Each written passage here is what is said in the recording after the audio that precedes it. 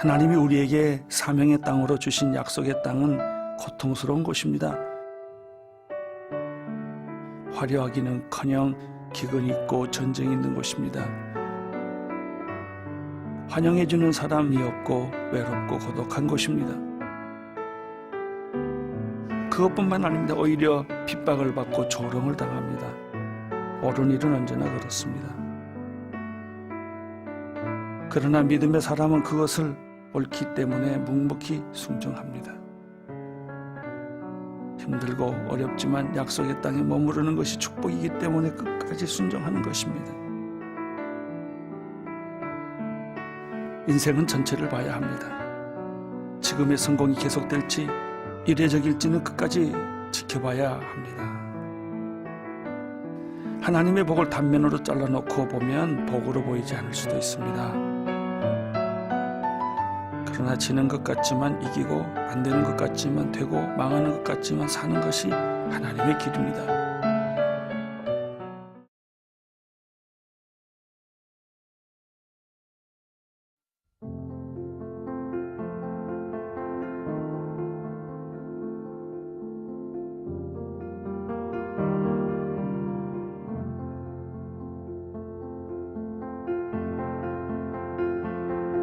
하나님은 우리를 사랑하십니다.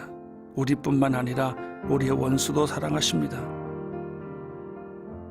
교회가 많은 남한만 사랑하시는 것이 아니라 교회가 거의 없는 북한도 사랑하십니다.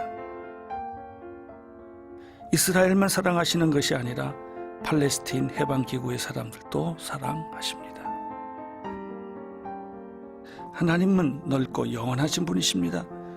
우리는 하나님이 우리 편만 사랑하시고 내 식구만 돌봐주시기를 원하는 이기적인 생각을 자주 합니다. 내 편이 아닌 사람에게는 잘해주지 않기를 바라기도 합니다. 그러나 하나님은 유감스럽게도 그렇게 하지 않습니다. 예수 믿는 팀이 예수 안 믿는 팀에게도 질 수 있지 않습니까? 그럴 때 가끔 우리는 시험에 들기도 합니다. 그러나 우리는 하나님을 너무 제한적이고 자기중심적으로 해서는 안 되지요. 이런 태도를 버려야 합니다. 하나님은 우리 모두를 사랑하시고 품으십니다.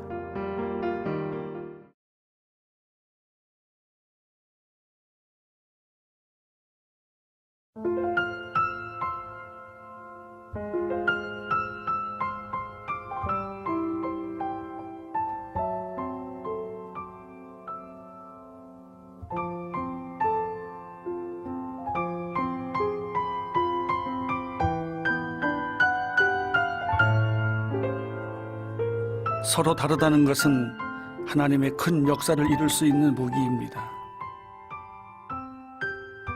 차이가 있는 것을 감사하십시오. 다르다는 것은 서로 보완하라는 의미가 있습니다. 누군가 나에게 약점을 보였다면 그것은 비판할 부분이 아니라 그 약점을 보완해 주라는 하나님의 음성입니다. 하나님은 다양성을 좋아하십니다. 비판하며 모든 것을 해결화하며 동일화하는 것은 창조정신에 위배됩니다. 서로 다른 것을 이해하고 수용하며 공존하여 거기서 아름다운 조화를 발견할 줄 알아야 하지요. 서로 다른 것이 주 안에서 조화를 이룰 때 그것은 하나님의 창조의 극치를 이루는 것입니다. 하나님은 우리 각 사람에게 분량대로 그리스도의 선물인 은혜를 주셨습니다. 싸울 수밖에 없고 때로는 극단적인 견해차를 보일 수밖에 없는 것이 인간이지만 그러나 하나님은 그 인간들을 통해서 하나님의 나라를 이루어 가신다는 사실을 기억하십시오.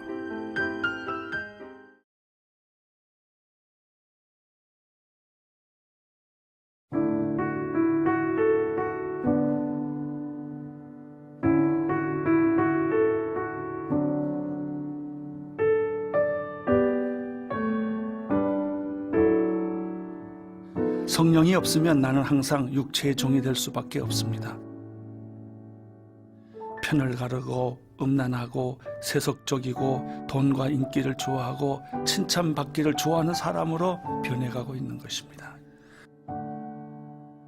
그러나 성령의 지배를 받게 되는 순간부터 이런 문제들은 사라집니다. 그렇다면 성령의 지배는 어떻게 받습니까? 간단합니다.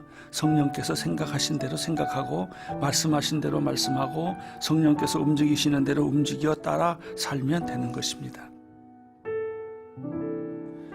이렇게 성령에 사로잡힌 사람은 사랑하는 마음이 생깁니다. 용서하는 마음이 생깁니다. 감동이 있습니다. 감격이 있습니다. 기쁨이 있습니다. 성령의 불을 받을 때 내가 꺾여집니다. 진정으로 깨어지고 변화되고 거듭나게 되는 것입니다. 성령의 불을 사모하십시오. 변화되기를 간절히 기도하십시오. 내 힘으로는 나를 꺾을 수가 없습니다. 아니, 내가 나를 꺾으려고 할 때마다 내가 더 살아나는 것이죠. 위로부터 하나님의 은혜가 임해야만 근본적으로 변화가 일어나는 것입니다.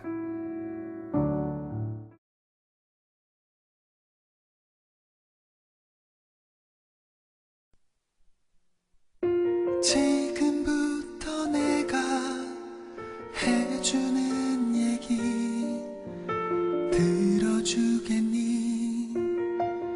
믿어주겠니?